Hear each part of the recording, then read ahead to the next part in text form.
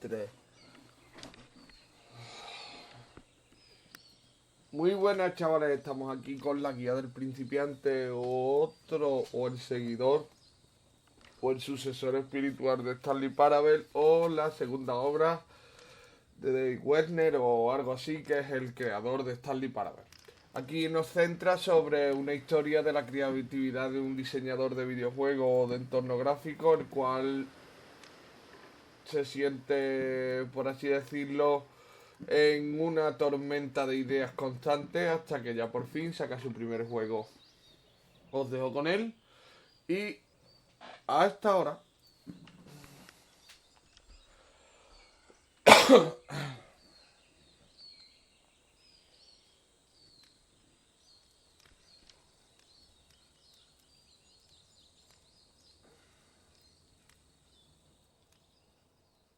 Hi there.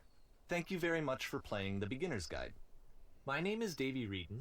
I wrote the Stanley Parable, and while that game tells a pretty absurd story, today I'm going to tell you about a series of events that happened between 2008 and 2011. I'm going to look at the games made by a friend of mine named Coda. Now, these games mean a lot to me. I met Coda in early 2009 at a time when I was really struggling with some personal stuff, and his work pointed me in a very powerful direction. I found it to be a good reference point for the kinds of creative works that I wanted to make. Hablando en inglés no va a haber just to problema. start you off, this is, El juego I think, consta the de first más o game he menos ever una made. hora y media de It's a level juego. for Counter-Strike. You can walk Está en around here, Steam by the sobre way. unos 9 And euros. mostly it's just Coda learning the basics of building a 3D environment. But what I like Tal y is that como he even though he leído, starts 3 from de the juego le da un simple 9 aesthetic sobre of a 10. desert town, he then scatters these colorful Otras páginas le abstract dan blobs 8 and o 9 impossible sobre 10, floating crates incluso around the 10 level. sobre 10. And of course, it destroys the illusion that this actually Por is su a desert town. originalidad, por su And historia, instead, this y level porque es la becomes a primera vez kind que un of calling programador card from its o un creator. equipo It's like se a abre reminder tanto that al this video público game como was en esta constructed ocasión. by a real person. And it kind of makes you wonder, what was going through his head as he was building this? This is what I like about all of Coda's games. Este juego I mean, no está hecho not para that un they're público all normal y fascinating as corriente, games, el cual but they se dedica a are all jugar al going Call to of give us Duty, a pegar access to tiros, their a jugar creator. Minecraft. I want Con us lo to que see está past the games relacionado themselves. o I want to get to know no who this es human being objetivo de really otro is. tipo de público, el cual And that's busca la exactly historia y la what we're going to narrativa do por here. encima de todo ello. So, Y es una it's historia que 2008, supongo que Coda starts el making these que tenga dos games, deditos de and frente he lo never cogerá y releases el que no, any. no. He doesn't put them onto the internet, he just makes them and then immediately abandons them and they sit on his computer forever. And I think he really understood this image of himself as a recluse. At one point he jokingly renamed his computer's recycling bin to Important Games Folder. So, you know, this was just how he worked. He tended to crank them out one after the other without even really pausing to try to understand what he had just made, until suddenly one day El he escenario sin just terminar. stopped. In 2011, that was it. He made his last game and then he hasn't made another one since. And that's why I've taken this opportunity to gather all of his work together, is because I find his games powerful and interesting, and I'd like this collection to reach him, to maybe encourage him to start creating again. And if the people like you who play this also happen to find his work interesting, then I'm sure it'll just send that much stronger of a message of encouragement to Coda. So thanks for joining me on this. If you have a particular interpretation that I haven't mentioned here, or if you just need to get in touch, you can email me at daveywreden@gmail.com. Okay, that's about it for introduction. Let's take a look at Coda's first proper game. As each game is loading, I'll show you the date that it was completed. This first one was made in November 2008. Noviembre del 2008, pues ya cayó. Warning. Whisper machine active. Shift to structure. This game is called Escape from Whisper, and it's one of the more generic games you'll see from Coda.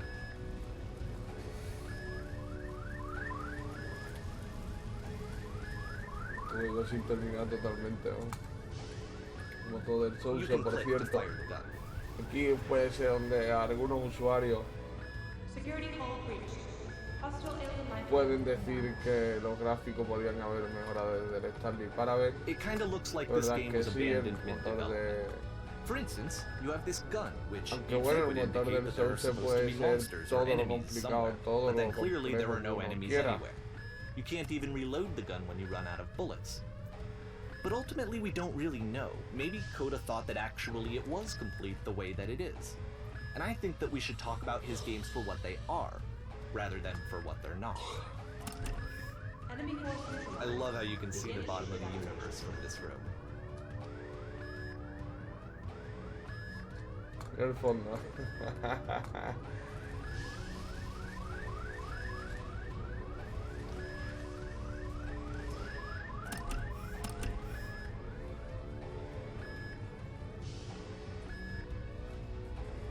Apparently this space station has a labyrinth on it.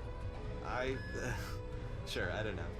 There's really no reason for it that I've ever been able to discern, so in the interest of time, I'm just gonna skip you all past it. Vale. Okay, this is the part that's interesting. The game has this narrative about the whisper machine and how it has to be turned off, and then you get to the engine room. Hey, you there, in the engine room. You could save us all. That beam is powering the whisper machine. We could disrupt it by introducing a great enough heat signature. If your body could stop the beam. It's so much to ask, but for all of our lives, would you do it? Could you give yourself? Igual que está largo y no me he dado ni cuenta.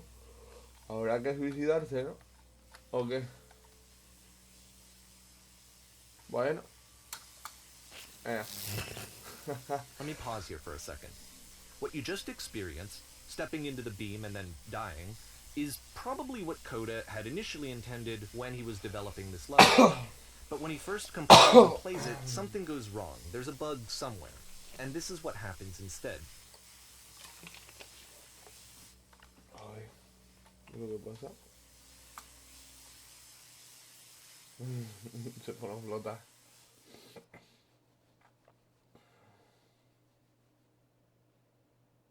The beam causes you to start floating. And this is an important moment for him. Because yes, this is technically a glitch, but Coda identifies something human about it. Like how small it makes you feel in the face of this larger chaotic system. Or this floating could be the afterlife, a peaceful place, juxtaposed against all of the hysteria that you've just had to traverse.